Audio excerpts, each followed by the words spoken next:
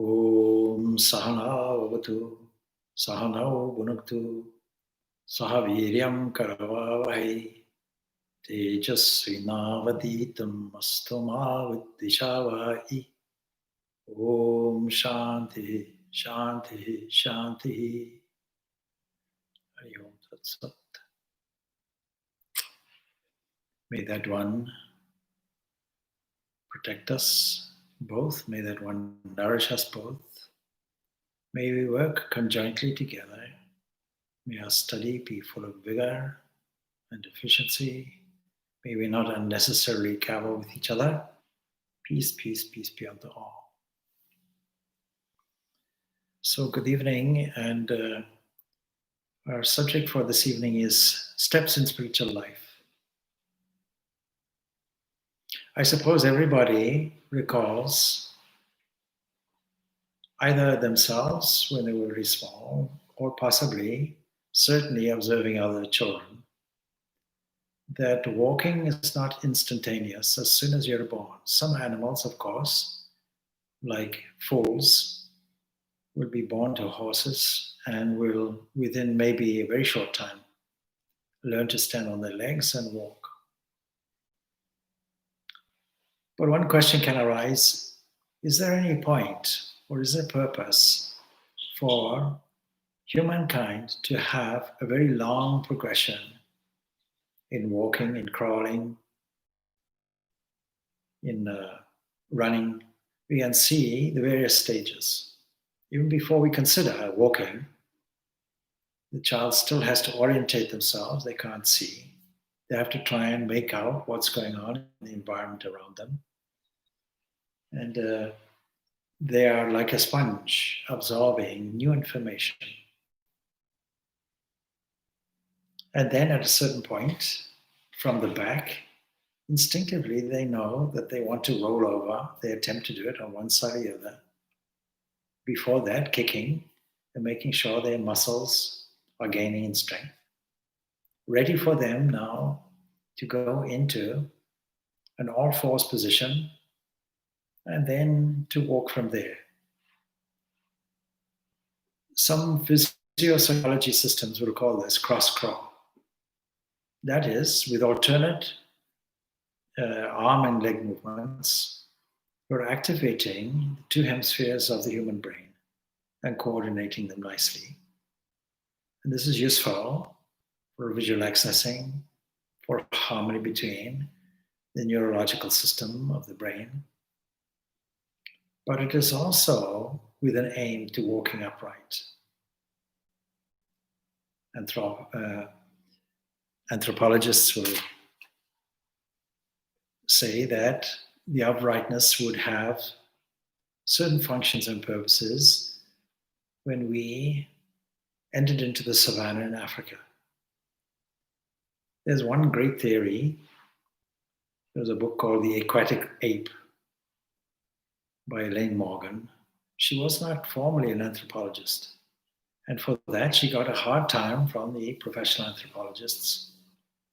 But she wrote a book and then received great criticism from it. So she wrote another one, complete with absolutely pristine references, research data, and scientific observation that the professional anthropologists could not really fault. The aquatic ape means that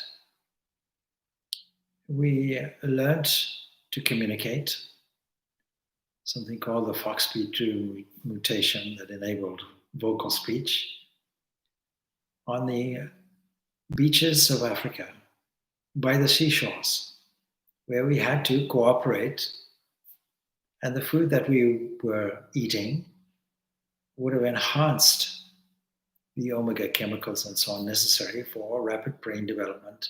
But the essential component really was a long residence period as a youth, as a child, playing. We don't expect to learn the deepest, the highest, the most complex things in life all of a sudden. We know that if we want to learn a skill, it has to be done step by step, gradually. Good teachers know this. Throughout the whole of the Upanishads, we are led gently by the hand from a position of dualism, where we feel that we are separate from everything, to a position of quasi or semi-dualism, to a state of no, one without a second. You are a child of immortality. That being that you're seeking within, thou art that, tattvamasi. While we can be taught these principles, and that can be left as a distant goal, like something like the top of a mountain, we really to match the feelings with it, the experience with it, to get an experiential idea of it, we have to take a journey. Steps in spiritual life does not begin with birth, because prior to that, you already had taken a step. What you are now is what you have accumulated as experience through many, many births. Now, this is no longer a hypothesis, because pure reasoning and logic tell us that this is the very best explanation for the condition we find ourselves in now. We didn't suddenly arrive. And since the whole universe arranges itself in a cyclical way, it is reasonable to assume that the death of the human body is not the dead end, so to speak, of the whole of life and existence. And yet, whether we believe in reincarnation or not, that's how we take it. And so we are extremely upset, bereaved, and grieving when a dear one dies. More accurately, when the body dies. If you see a corpse of somebody, not speaking, not talking, not thinking, not expressing anything, no light in the eyes, no breath in the breath, it is quite evident that this is not the person we knew. Something like a pillowcase, something like a shell. And yet, despite all of that, and all the experiences to do with death, we still make a mistake. We think that we live forever, illogically, and we live our life in such a way that all the energy at our disposal is spent in a small area of life that is to do with essentially survival. The human does it on a more sophisticated level. But the long period of childhood that they have, the long process of being on the back, rolling over, coming up onto all fours, making a cross-crawl movement, standing shakily on the feet, and then experimentally taking one step forward and then another, often falling, but getting up, still with determination, means that inherently within us, there is a wish for us to proceed. And that wish is inherent in us. That's another way of saying accumulated experience, because any change in a direction will have a purpose. There is an arrow of time that we can clearly see. And when we talk of biological evolution, we are simply observing progressive series of changes, assuming that there's a culmination of it somewhere. And the human evolution is the culmination. The Homo sapiens sapiens sits at the very culmination of the evolutionary process. And then people will ask, is there any further development in the evolution of the human? For example, with the COVID-19, with many people in a sedentary position, will we lose our legs? Is this not a suitable adaptation for the current lifestyle that we're forced to endure at the moment? And so people are thinking of evolution purely in physical terms, not understanding that there is a more ancient concept of evolution. It is explained by commentators of Patanjali Yoga Sutras that good and bad deeds are not the direct causes of transformations. And the example given is something like a lake, a body of water behind. Water that is destined for agricultural fields. A farmer knows that he can decide how much and through what channel water should flow to nourish his crops. And the only thing stopping the water from flowing is all the obstacles, all the small dam walls that he puts in the way of the channels. By opening one, we can flood a field. Is a grander example.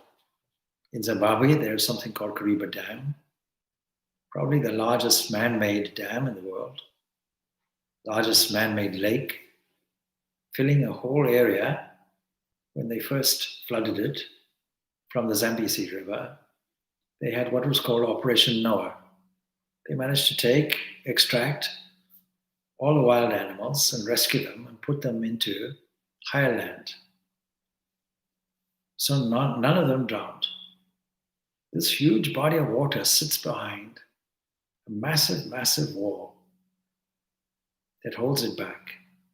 And floodgates are available. And under suitable conditions, the gate is opened. Imagine if we were to use an alternative transfer method. Supposing we were able to use a teaspoon or a bucket and try to transfer the water manually from one side to the other.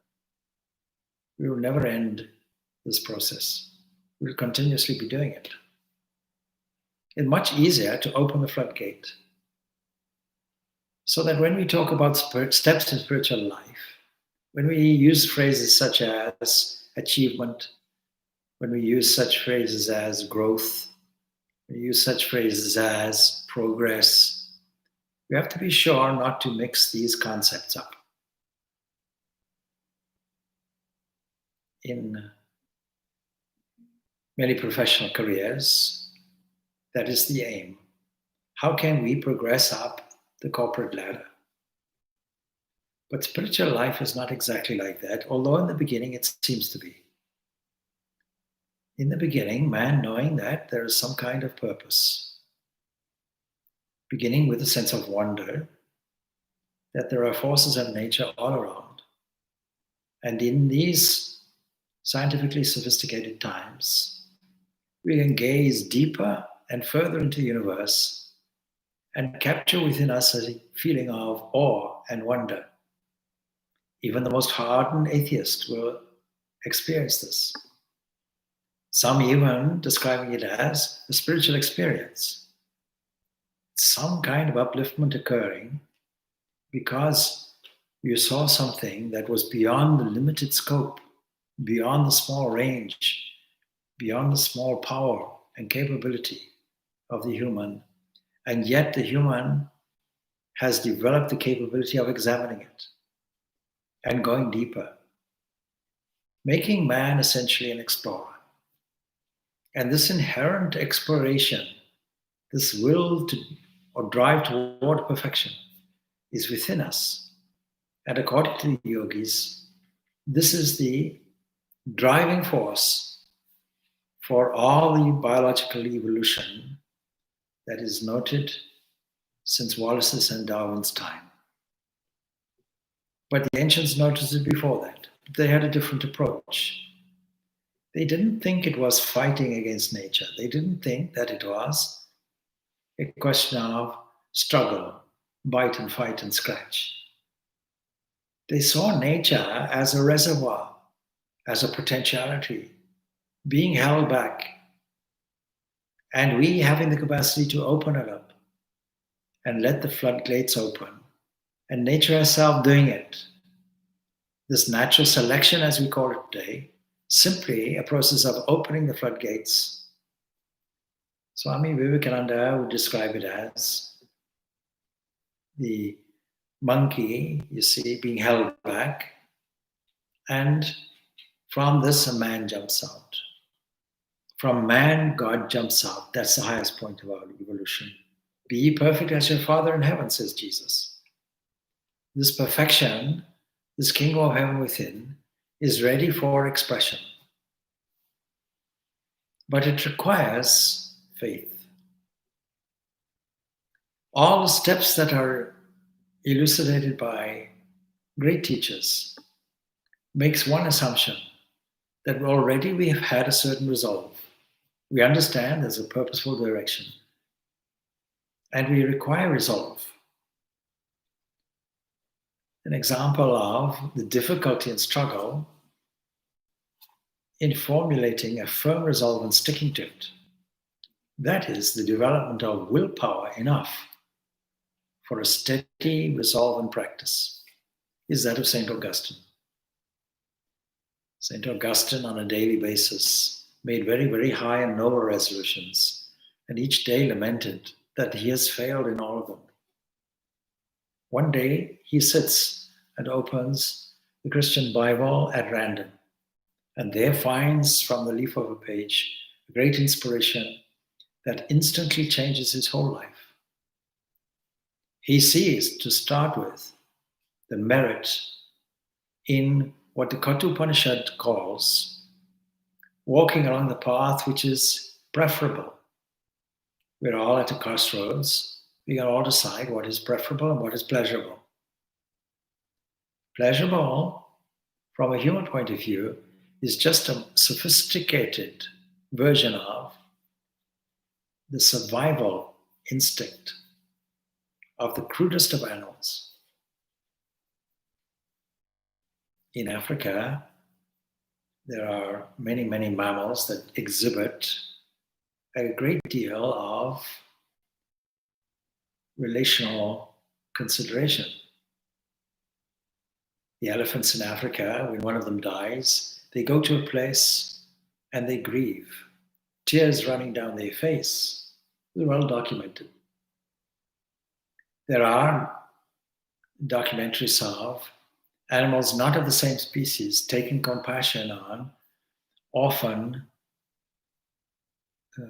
pups of another species and taking charge of them and looking after them. So we find this inherent compassion in more and more sophisticated species until we come to man that has the capacity to do altruistic work without any possible motive and transcend all of the biological criteria that says, from a modern biological evolutionary point of view, that to be successful in nature, to survive, not only do we have to adapt to our environment, and we have an understanding and a way of doing that, but also to be completely selfish with it. And of course, these values are not suited at the human level. Because at the human level, there is an understanding of ethics, morality, aesthetics, culture, beauty, an inquiring mind, a certain level of sophistication where the intellect comes in and overrides the basic animal instincts which are there. And so the first step on the spiritual journey really has already been taken, in a sense that we have arrived here with the human body and the capacity to transform discord into harmony and the capacity to express this inherent divinity from within us. And we can do it in this life if we choose. But there again, there is this free will, this choice.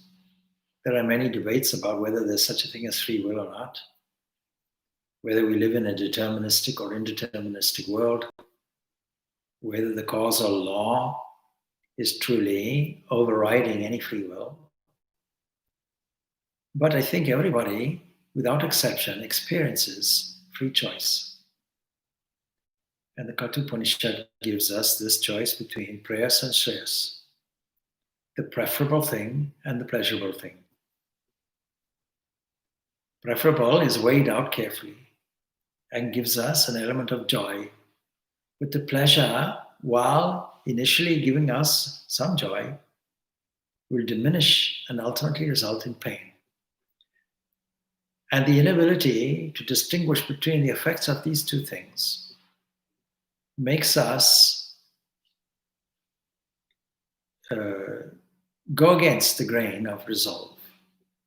So we resolve one moment, and our attention gets diverted very easily the next. Another example might be Sri Ramakrishna's disciple, Girish Chandra Ghosh.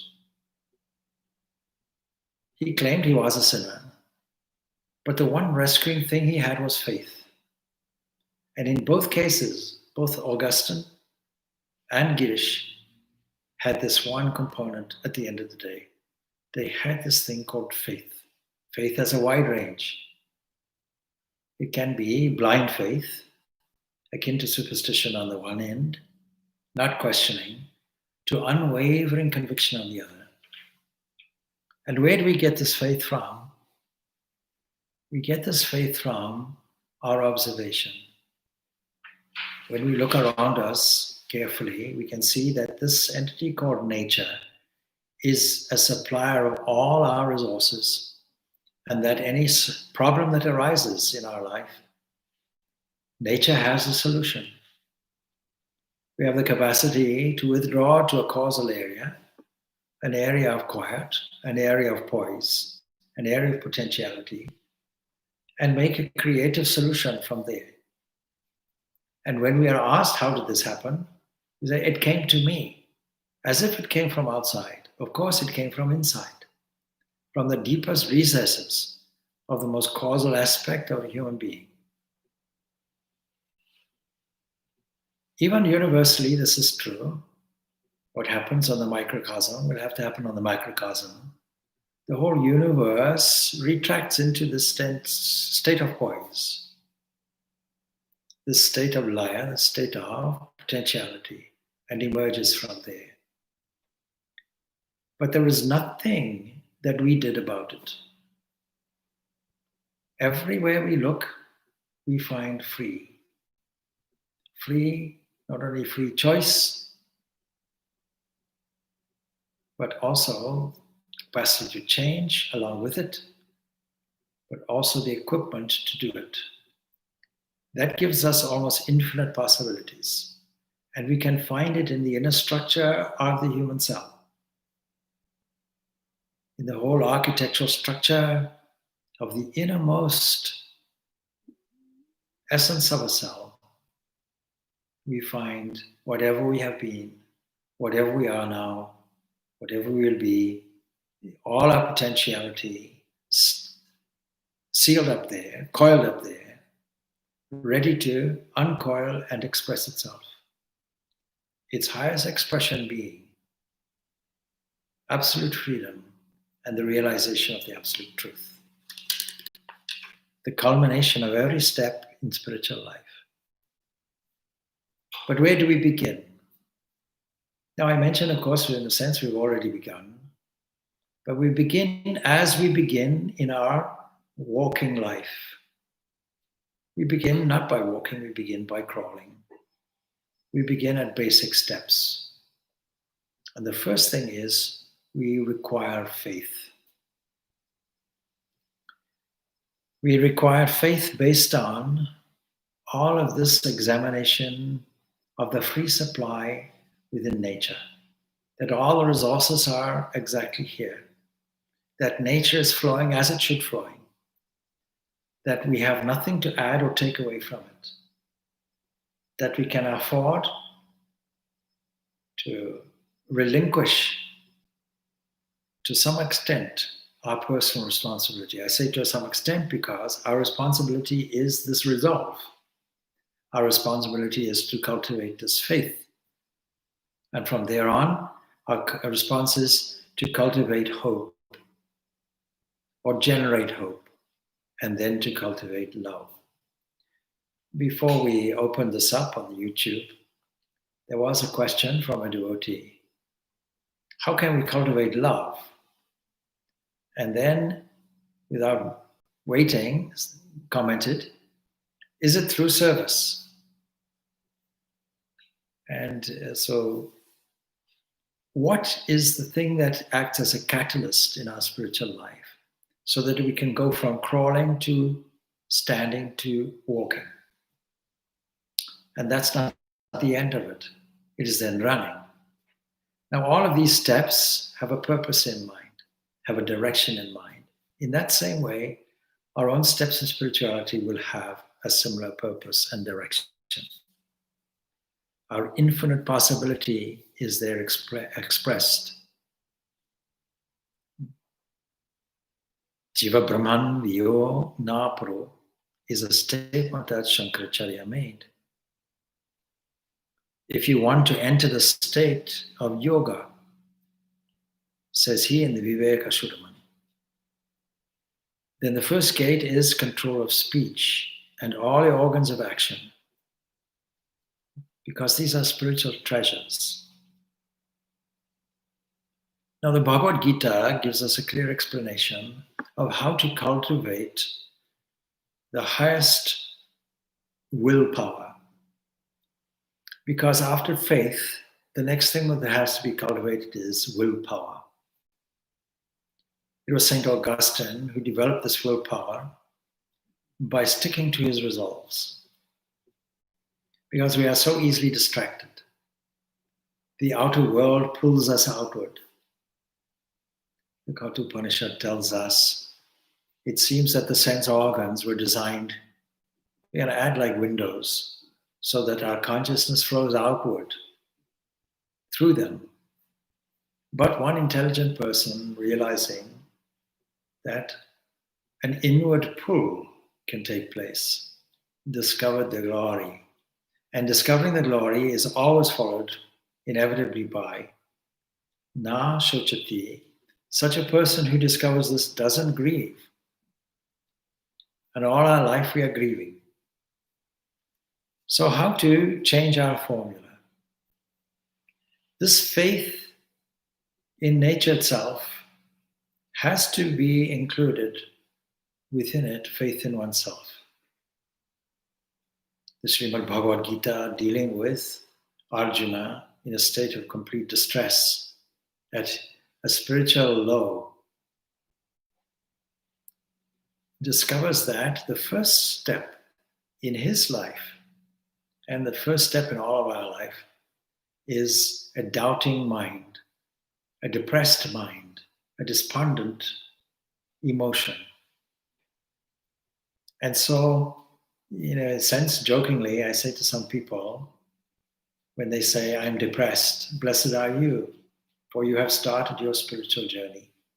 You are going through the first chapter of your life, which is described in the Bhagavad Gita as this Vishada Yoga, this despondency yoga, for that is also yoga. How do we develop this will? We have a technical term for this called tapasya. Having gained resolve and faith, not only in the outer world, but also in ourselves, for Sri Krishna tells Arjuna straight up front, look, you're not what you think you are. You have to stand up, you have to be strong. The greatest virtue is strength. From strength comes faith. Stand up, exert your inherent strength. Don't be weak. Don't say you are a sinner. It was Swami Vivekananda said, if you say you are a sinner, if you think you are a sinner, you'll be a sinner.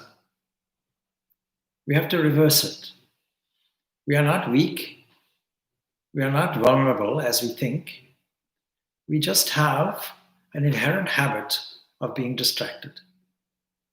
And all we require is to remove the obstacles, to open up the floodgates so that God's grace can freely flow through and make the transformations required. So these obstacles we're laying out, and the counter to the obstacles will be steps. Let's recap. The first step is to gain faith. Second step is to gain will. Icha Shakti, it's called. we have to gain a strong will. Without this will, there's no starting point and no sustaining point either. We will fall back on our vulnerability. And so the assertion is also an assertion of faith in oneself. I am that immortal self. I am a child of immortality. I have a right to be free. I am free. It is my inheritance. I am made in the image and likeness of God. Water cannot wet me, fire cannot burn me, wind cannot dry me. All of these things are there, available for us as indicators that there is some aspect in us that we can withdraw to full of poise, and that is already full and free and perfect and has nothing to achieve or attain. We can't move toward it in the same way as we move toward it up a career ladder. It has to be opened, it has to be exposed, it has to be made familiar with, it has to be contacted. There has to be some kind of mental switch on button that connects us with this.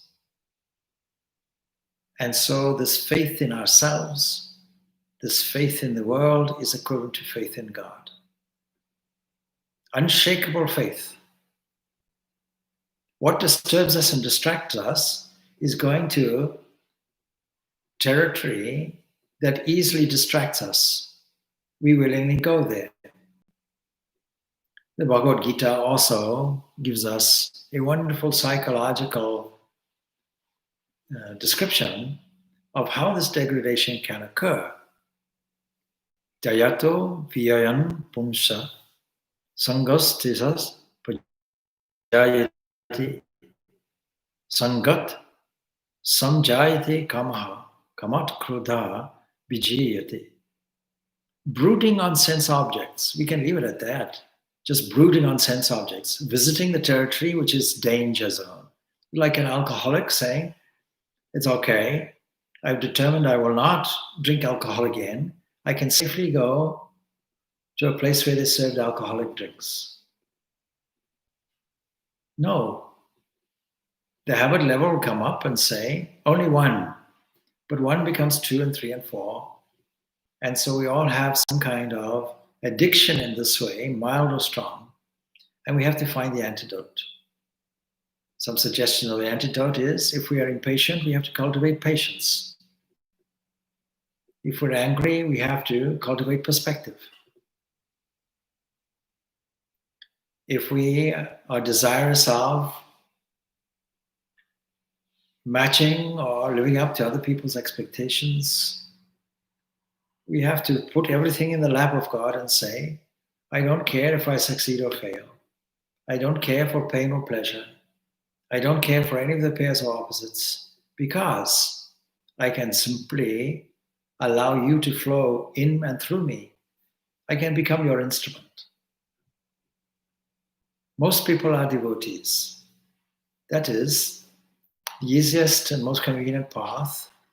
This path of yoga is the path of love and devotion. So how do we cultivate this love? Having developed faith, unshakable faith, having developed a strong will.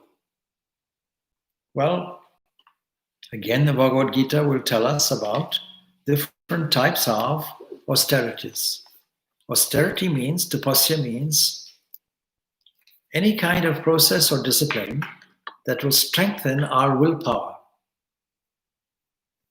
Every year, around about this time, in normal times, the sports gyms throughout this country and many other countries throughout the world get a great annual membership boost, because people resolve that they will do something different. They make what's called a New Year's resolution.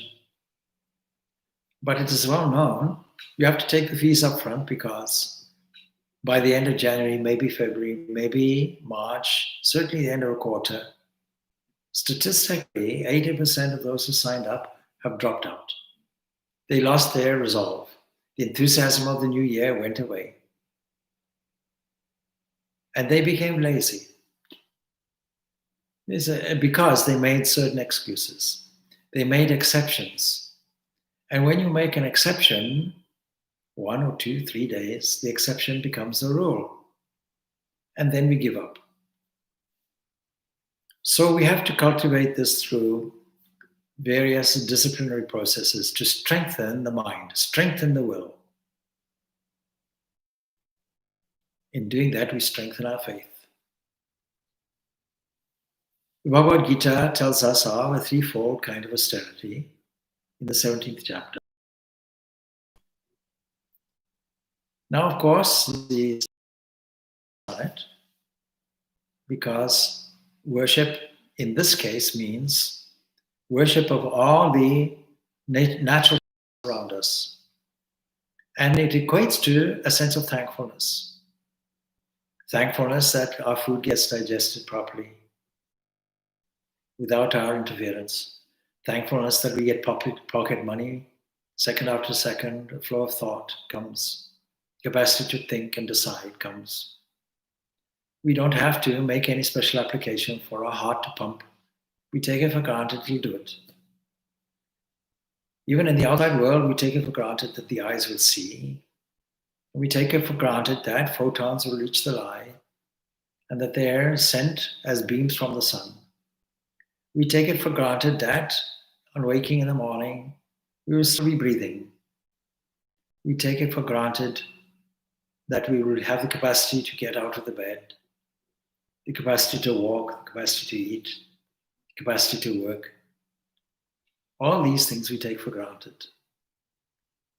Is it justified that we take these for granted? Can we not pause for a moment and issue a vote of thanks now and then?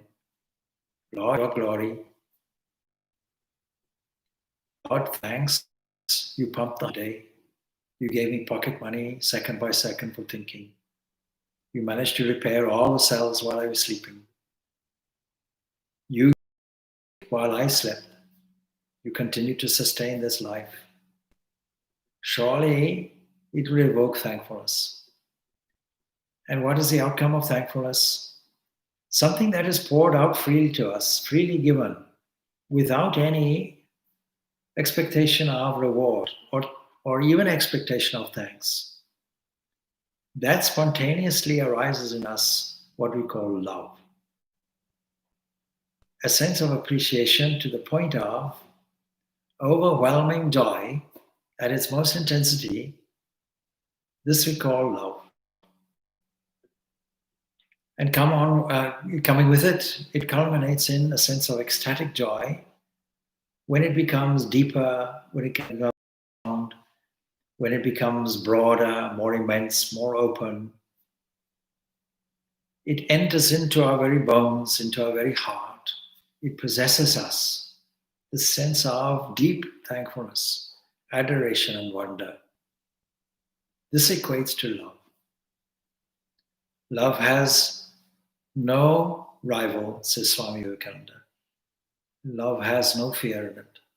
And love has no sense of reward. It is an unconditional thing because we are simply matching what has come to us.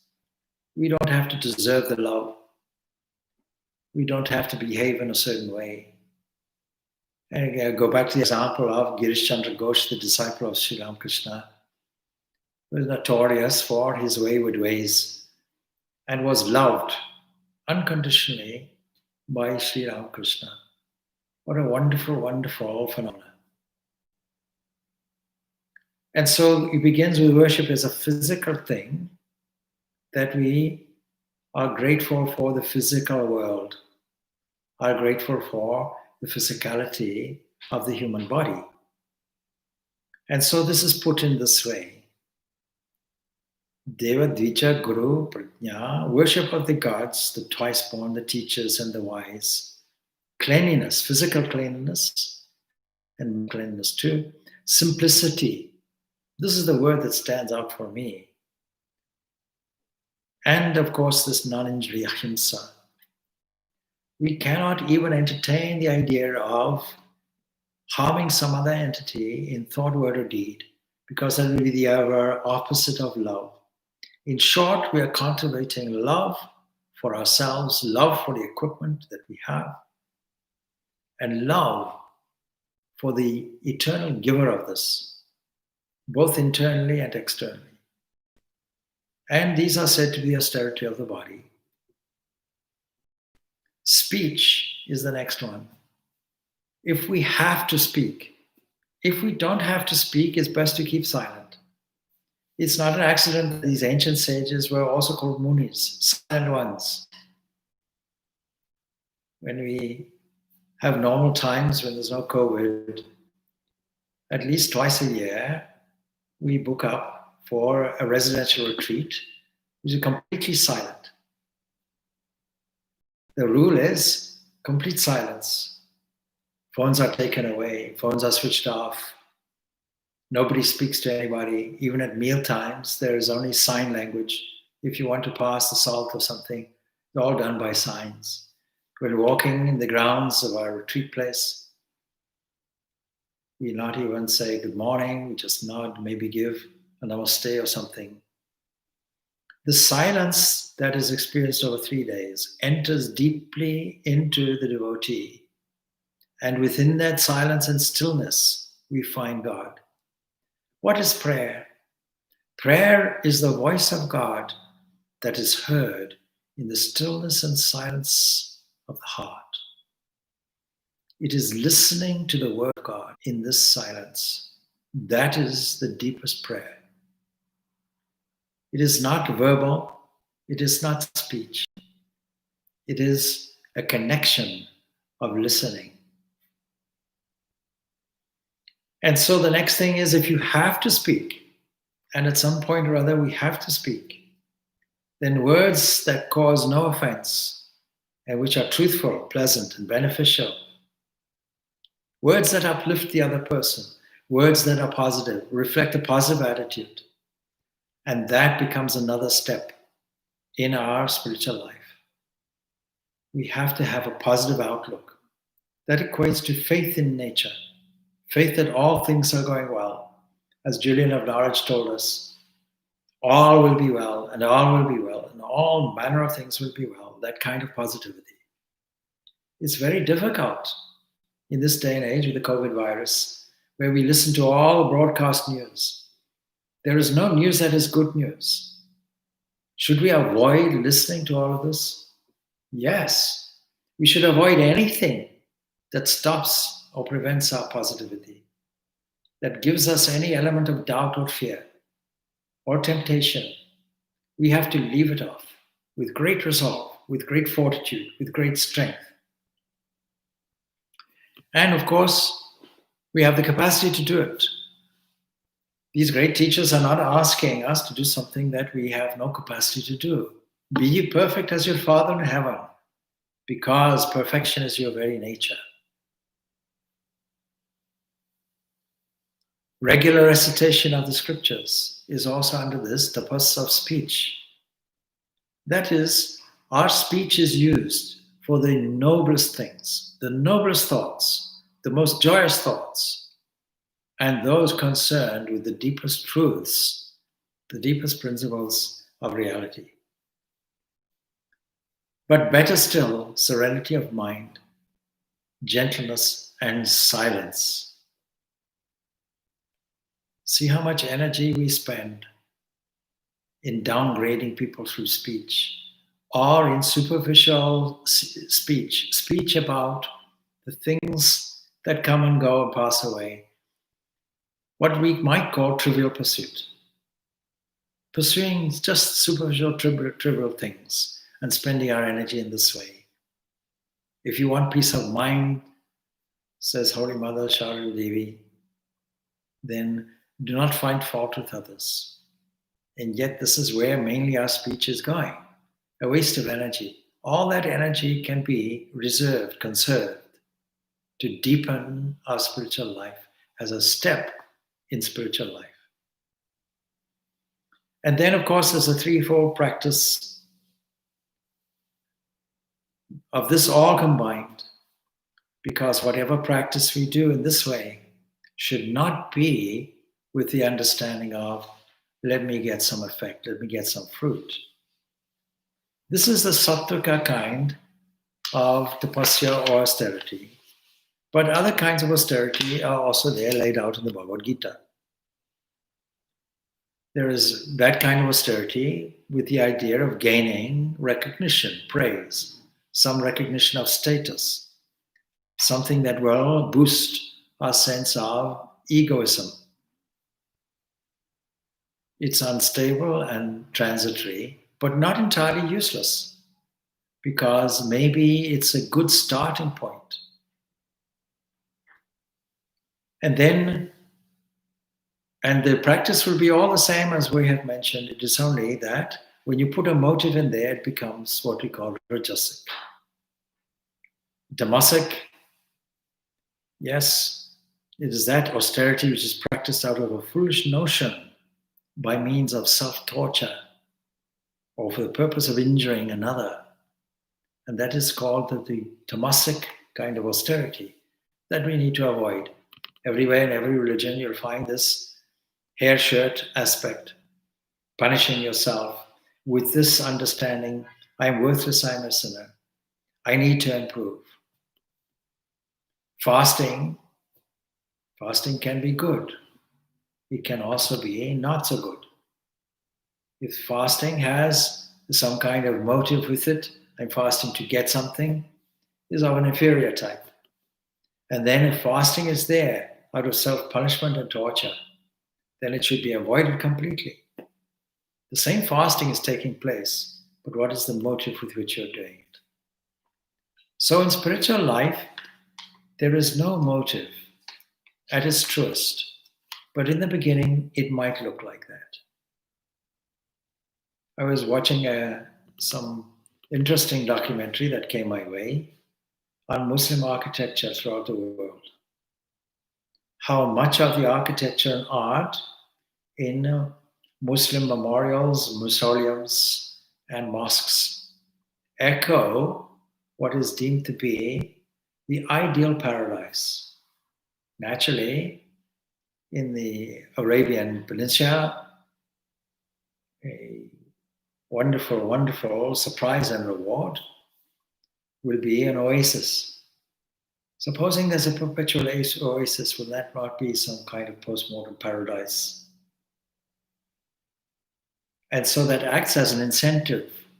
But as we go through life, we realize that whatever afterlife paradise you can even describe or think of, with unlimited fruits, unlimited greenery, all the things that an oasis has in perpetuity, is only a duplication of what we have here. And the realization occurs. It sets up a desire, even a post-mortem desire for a better future, and has no merit. This is laid out very clearly in the Katha Upanishad, in the conversation with Nachiketa and Yama, Lord of Death.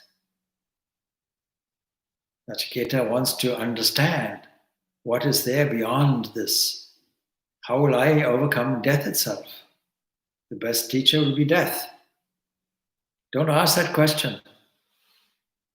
And Yama offers all kinds of rewards, all kinds of pleasures, wealth beyond measure you can even think of, wealth unlimited, property unlimited, pleasures unlimited, something like a heaven or paradise. And Nachiketa wisely takes the Shreyas, the preferable part, and says, I realize all of these things. You can put some fun in there and say, well, thank you so much. But all of these are transitory. None of this will fulfill my inherent purpose, the drive for which I am born and which I am journeying toward. I'm on a pilgrimage journey. I didn't realize it. My attention was deviated toward all the pleasures and attractions. I made all these temporary detours. But, oh Mother Nature, divine Mother as you are, you steered me on the right track and put me in a different way. You pinched me a little bit and said, my child, not this way, you'll bang your head here, go this way. And being a good listener, I went that way. And every intention I had was matched in nature with the resource that came to me, be it an inspirational text, be it an inspirational surrounding, be it an inspirational pilgrimage, be it an inspirational teacher. And so that's another step on the journey. All of this, all of these steps, my steps that presumably I take, are matched by divine steps 1,000-fold. Every movement I make is so much movement pulling toward the divine. And sometimes I push in resistance. Now we know that life is like that.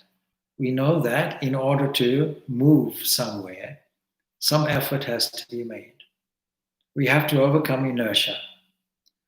And having overcome inertia, we have to sustain the journey, and then we have to make the journey even. It's like a journey in a car. The car doesn't want to go, but we have to make every effort to start it. An initial struggle.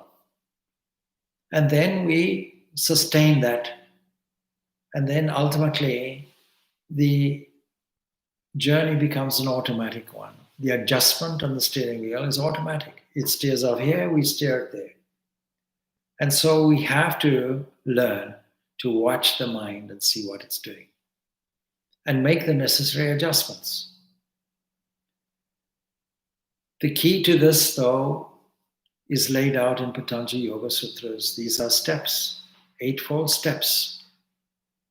And every school in Vedanta agrees with these base steps. The final philosophical conclusions we may all disagree on. But the actual process, the practical steps, no possible insight into your spiritual nature can occur without your daily waking life being mindful. So we have to cultivate this mindfulness in all our activities, combining it with a sense of thankfulness. Let us take, for example, the simple process of arranging flowers. We can do it extremely carefully. There's another example I can give you, and that is of the Japanese tea ceremony. Now, very often in Western culture, or in other cultures also, of course, sometimes we take the average household duties as kind of chores. In the mind is a wish, let it be over quickly. And the great obstacle in our way is either future orientation or past orientation. Past orientation, the why and the regret. Trying to change something that is impossible to change because it's gone. And then in the future, some anxiety about fulfilling something in the future. So we have to learn to stabilize ourselves and see this perfection in the eternal now and tune into that. Practicing the presence of the divine all the time, constantly now. In this way, we will grow. And so in doing all our activities, all our daily activities need not be chores. They can be acts of worship. They can have the most profound and deep significance. They can be the highest joy. So instead of throwing a tea bag into a cup and making a pot of tea, we can make the tea and slow the action down and do it consciously and deliberately, taking it as a religious ceremony. The Japanese tea ceremony is something like this. There's a whole ritual to it. How to mix the tea, how to stir it, how to pour it, how to serve it. Every action done with mindful consciousness. Every action done with concentration. And all of this comes under the heading of concentration. To cultivate concentration, we need to take all our routine activities and we need to pour all our mental energy into it. Mental energy, physical energy, all our energy available into that single unit activity. People are familiar with things I'm saying, know that I often try to stabilize somebody's anxiety by making them systematic time managers. Typically, I ask somebody suffering from anxiety, how many things do you have to do? then you can see them look in the corner. When we try to remember something, it's something called visual accessing. We look in certain directions. So remembering things, a list of things, is normally up that way, looking up there. Remembering people's names is down there. Anyway, Swamiji, I think I have, I don't know, at least today, probably 24 things to do. So I said, this catch question, think again now. You see, you only have one thing to do, and then another thing, and then another thing. So that's a standard thing that most people know that I say. This unit activity is presenting yourself here, now, in this unit called a second. A minute is a unit for activities. A second is a unit for thinking. And we have to be consciously aware of what is going through the mental field and consciously aware of all the activities that we're doing and put all our energy into it. And that is called concentration. Let us make a summation of where we are now. We have to cultivate faith, unwavering faith. Faith in ourselves, faith in nature, faith in truth, faith in God, if you are a devotee. If you're not a devotee in the religious sense, then at least faith in that entity, that truthful entity that never changes and never moves, that one without a second that pours through all hands, all eyes, all heads, all limbs. And then to develop willpower, starting off with resolve, and to sustain it. And then self-control comes from will.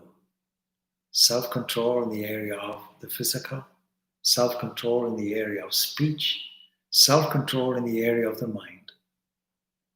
And then to make sure that all our activities are concentrated activities, diverting all our energy into the unit activities. Dedicating all these activities to God is an extra bonus, and the devotee can also do this, developing a feeling of gratitude, feeling of thankfulness, and in the sense of adoration and wonder and thankfulness, making an offering of all your activities Godwards. Now this in the Yoga Patanjali Yoga Sutras, this in the Ashtanga Yoga system, this Eightfold Path, these step-by-step processes are systematically